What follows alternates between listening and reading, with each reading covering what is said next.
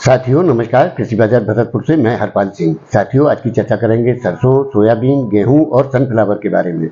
लेकिन उससे पहले आप सभी से वही अनुरोध कि जो भी साथी हमारे चैनल पर नए हैं वो हमें लाइक, सब्सक्राइब और शेयर भी कर सकते हैं। तो साथियों सबसे पहले सरसों की चर्चा करें तो सरसों की स्थिति या सोयाबीन की जो स्थिति है आज की तारीख में भावों का जो स्तर है वो स्टेबल बना हुआ है। किसी प्रकार की उठापटक की स्थितियां दोनों ही जिनसों में देखने को नहीं मिल रही हैं, क्योंकि गोयल कोटा के जो सरसों के भाव हैं वो 5200 रुपये और सोयाबीन के 5700 रुपये बोले जा रहे हैं, जबकि भरतपुर मंडी कल 5023 रुपये के 42 कंडीशन के भाव बोले गए थे।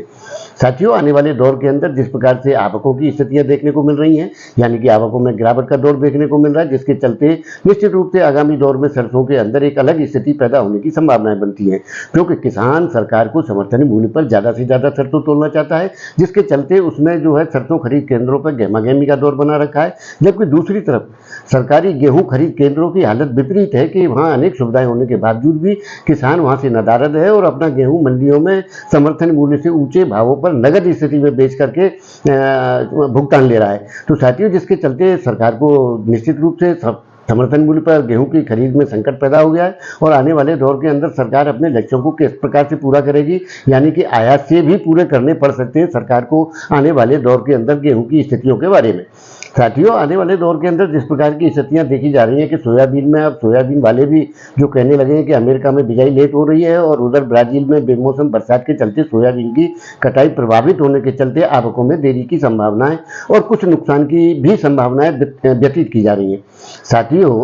जैसा कि आप सभी जानते हैं कि अभी फिलहाल के दौर में एक मई माह के अंदर मंदी वाली जो स्थिति का खाद्य तेलों में दौर बना हुआ था, यानी कि एक सिनेरियो था कि मंदी जो है अपने मई माह के अंदर एक जबरदस्ती मंदी की जो स्थिति है खाद्य तेलों में देखने को मिल सकती है, क्योंकि ऐसा गतवत भी हुआ था। उनका मानना उनकी जगह पे ठीक है, लेकिन साथियों आने वाले दौर के अंदर जैसा कि हम लोग पहले से अनुमान देते रहे कि बड़ी गिरावट की आशंकाएं पहले से भी इसमें किसी प्रकार से नजर नहीं आ रही थी और उनको नजरअंदाज करते हुए हम पिछले साल के आंकड़ों को लेकर के अगर हम उस तरह की स्थितियां करें कि पिछले साल ऐसा हुआ था तो इस साल भी वही हो, ये संभव नहीं है और ऐसा कभी होता भी नहीं है, क्योंकि पिछला साल पिछले स्तर पर था और आने वाला जो वर्तमान साल है वो अपने स्तर पर है और आने वाला साल अपनी स्थितियों के अनुसार ही तय करेगा। साथियों वैसे तो जो स्थितियां चल रही हैं बिल्कुल कसमकस की स्थिति है, यानी कि बाजारों में गिरावट भी नहीं आ रही और किसी प्रकार का सुधार भी देखने को नहीं मिल रहा है, लेकिन इतना तय है कि पाइपलाइन की स्थितियां बिल्कुल पुअर हैं और